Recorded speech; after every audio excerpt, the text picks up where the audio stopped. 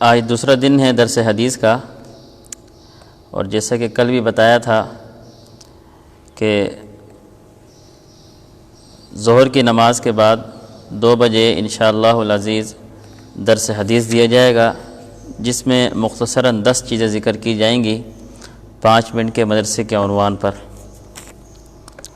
پہلی چیز اسلامی تاریخ، حضرت آدم علیہ السلام کا دنیا میں آنا۔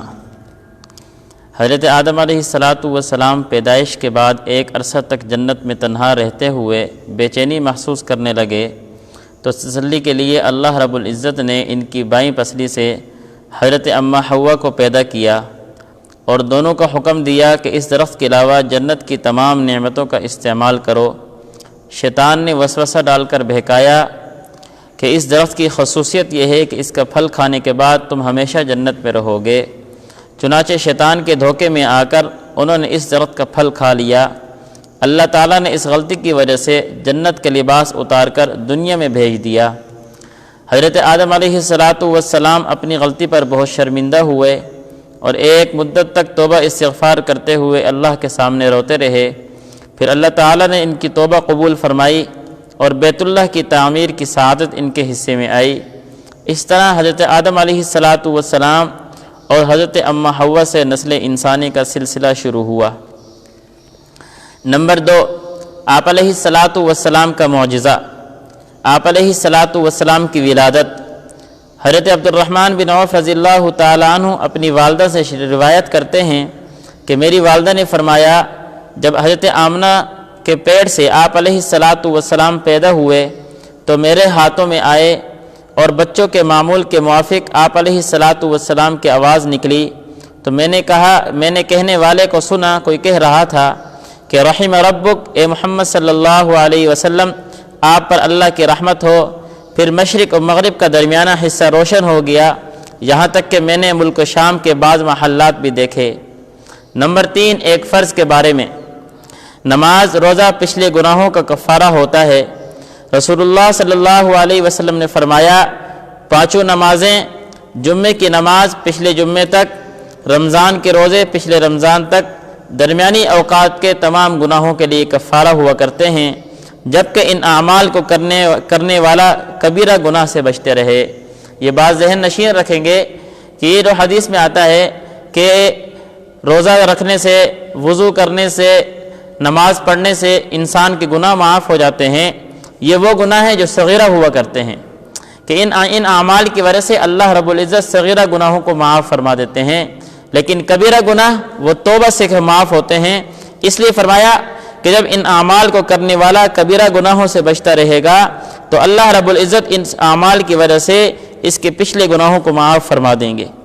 نمبر 3، حضور صلی اللہ علیہ وسلم کی ایک سنت، افطار کرنے کی دعا۔ جب آپ علیہ السلام افطار فرماتے تو یہ دعا پڑھتے، اللہم لک صمت وعلی رزقک افطرت۔ ترجمہ، اللہ میں نے تیرے لیے روزہ رکھا اور تیرے ہی دیے ہوئے رزق سے افطار کر رہا ہوں۔ ایک اہم عمل کی فضیلت، تراویح کا ثواب۔ رسول اللہ صلی اللہ علیہ وسلم نے فرمایا، جو رمضان کی رات میں اللہ کے وعدوں پر یقین کرتے ہوئے اس کے اجر و ثواب کے شوق میں نماز تراویح پڑھتا ہو، اس کے پچھلے سب گناہ معاف ہو جاتے ہیں۔ اب کتنا بڑا عمل ہے یہ نماز تراویح والا، لیکن ہم اس کو چھوڑ دیتے ہیں، جی چھوٹا سا عمل ہے، جی کون سا کوئی فرض ہے، کون سا کوئی واجب ہے، سنت ہی ہے، نہ پڑھیں تو کیا حرج ہے۔ جبکہ اس نماز تراویح پڑھنے کا ثواب کتنا بتایا جا رہا ہے کہ اس کے پچھلے سب گناہ معاف ہو جائیں گے۔ یہ آج تو ہمیں اس عمل کی فضیلت نظر نہیں آ رہی، لیکن آنکھ بند ہونے کے بعد پتہ چلے گا کہ تراویح والا عمل کتنا افضل عمل تھا۔ اور پھر دوسری بات یہ ہے کہ پورے سال میں صرف 1 مہینہ آتا ہے، اس میں ہر روزانہ 20 رکعت تراویح پڑھنی ہوتی ہیں۔ ہم نے آخر اس دنیا سے جانا ہے، اس دنیا میں ہمیشہ نہیں رہنا، یہاں ہم آئے ہی اس لیے ہیں کہ ہم آخرت کی تیاری کریں، اس لیے تراویح پڑھنی چاہیے۔ نمبر 6، ایک گناہ کے بارے میں، سود کھانا۔ قرآن مجید میں اللہ تعالیٰ فرماتے ہیں، جو لوگ سود کھاتے ہیں تو کل قیامت کے دن قبروں سے اس حالت میں اٹھیں گے جیسے کسی کو جن بھوت نے لپیٹ کر پاگل بنا دیا ہو، یعنی اس کو ہوش ہی نہیں ہوگی، اس طرح وہ سود کے وبال میں پھنسا ہوا ہوگا۔ نمبر 7، دنیا کے بارے میں، دنیا پر راضی رہنا۔ قرآن مجید میں اللہ تعالیٰ فرماتے ہیں، کیا تم لوگ آخرت کی زندگی کے مقابلے میں دنیا کی زندگی پر راضی ہو گئے ہو؟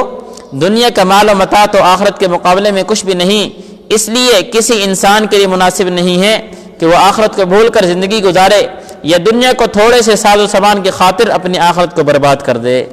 نمبر 8، آخرت کے بارے میں قبر کے 3 سوال۔ ایک مرتبہ رسول اللہ صلی اللہ علیہ وسلم نے فرمایا، مومن بندہ جب قبر میں پہنچتا ہے تو اس کے پاس 2 فرشتے آتے ہیں اور اس کو بٹھاتے ہیں، پھر اس سے پوچھتے ہیں کہ تیرا رب کون ہے؟ وہ کہتا ہے میرا رب اللہ ہے۔ پھر پوچھتے ہیں تیرا دین کیا ہے؟ وہ کہتا ہے میرا دین اسلام ہے۔ پھر پوچھتے ہیں تمہارا نبی کون ہے؟ وہ کہتا ہے محمد صلی اللہ علیہ وسلم۔ نمبر 9، طب نبوی سے علاج، ہر مرض کا علاج موجود ہے۔ حضرت اسامہ رضی اللہ تعالیٰ عنہ بیان کرتے ہیں کہ میں حضور صلی اللہ علیہ وسلم کی خدمت میں موجود تھا، کچھ دیہات کے باشندے آئے اور آپ صلی اللہ علیہ وسلم سے عرض کیا، یا رسول اللہ کیا ہم دوا استعمال کیا کریں؟ تو رسول اللہ صلی اللہ علیہ وسلم نے فرمایا، اللہ کے بندو ضرور دوا استعمال کیا کرو، اس لیے کہ کوئی بیماری ایسی نہیں ہے جس کی دوا اللہ نے پیدا نہ کی ہو سوائے ایک بیماری کے۔ لوگوں نے پوچھا وہ کون سی بیماری ہے؟ آپ علیہ الصلاۃ والسلام نے فرمایا بڑھاپا۔ نمبر 10، نبی صلی اللہ علیہ وسلم کی نصیحت۔ رسول اللہ صلی اللہ علیہ وسلم نے فرمایا، جب تم روزہ کھولو تو کھجور سے افطار کرو کیونکہ یہ سراپے برکت ہے، اور اگر کھجور نہ ملے تو پانی سے روزہ افطار کرو کیونکہ پانی ظاہر و باطن کو پاک کرنے والا ہے۔ اللہ رب العزت ہمیں ان باتوں پر عمل کرنے کی توفیق نصیب فرمائے۔